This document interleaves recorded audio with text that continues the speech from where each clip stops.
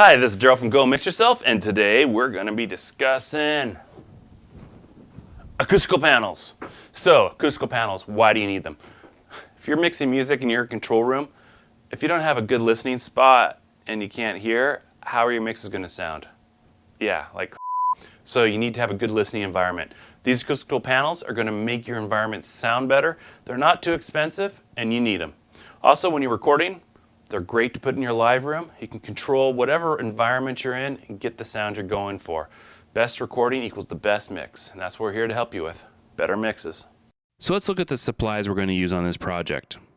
There will be a supply list at the end of this video, so don't have to worry about jotting anything down right now.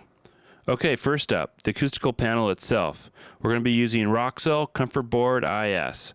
This stuff sounds amazing, and we actually got ours just by walking in Home Depot and they had it in stock. Next up, the fabric. You need a fabric that's breathable, that is acoustically transparent. What we're using is the industry standard. It's Guilford of Maine 701. This stuff's a little more pricey than some other options, so if you want something a little less, you can get speaker fabric, or you can even get burlap from your local fabric store. The wood. So why do we have to frame this? And why is the wood thicker than the actual acoustic panel? Well, you see, if we just put the fabric on and put the panel on the wall, it would do some good. But the wood actually makes it so there's an air gap between the panel and the wall. This air gap allows for a 50% more effective panel. Corner braces. These are going to make sure that your frame is nice and square, as well as it's going to keep your rock wool from falling back into the frame.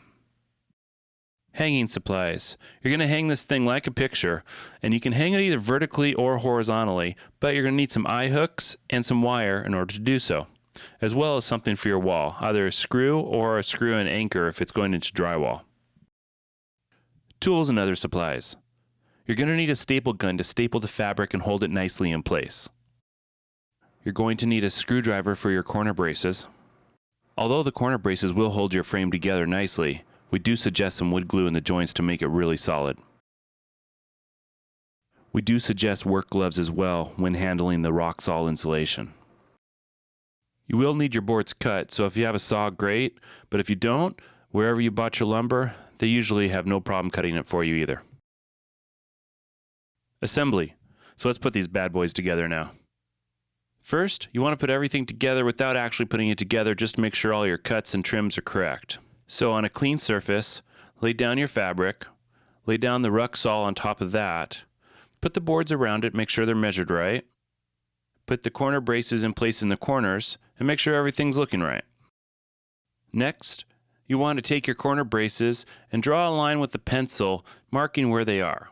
Once your lines are in place, square up the corner brace, make sure it's even with the end of the board, and actually pencil in where you're going to put a screw. You want to be right on with that. Now, take your screwdriver and screw in one of the holes of the corner brace, making sure the end of the corner brace is flush with the end of the board. Now, position the boards as in the picture, make sure they're completely flush, and draw a circle for the screw on the second board. Once done, put a small amount of glue where the woods meet, and then put the screw in place. Now repeat those steps for each corner of the frame.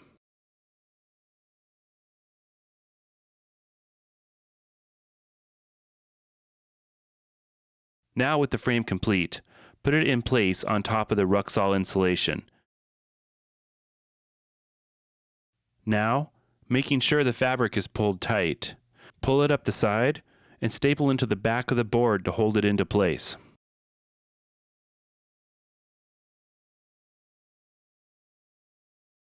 And now for the corners. It's not going to be as terrible as you think.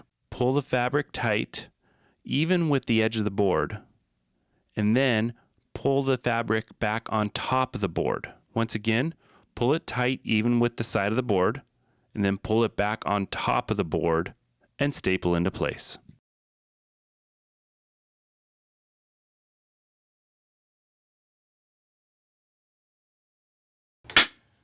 If you want a cleaner look, then once stapled in place, pull the fabric to the inside corner and staple onto the inside of the frame.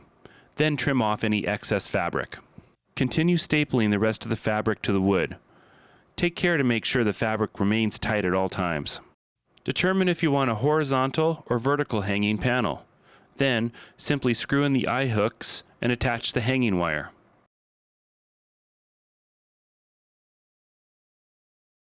Without getting in depth on room acoustics, here's a good starting spot.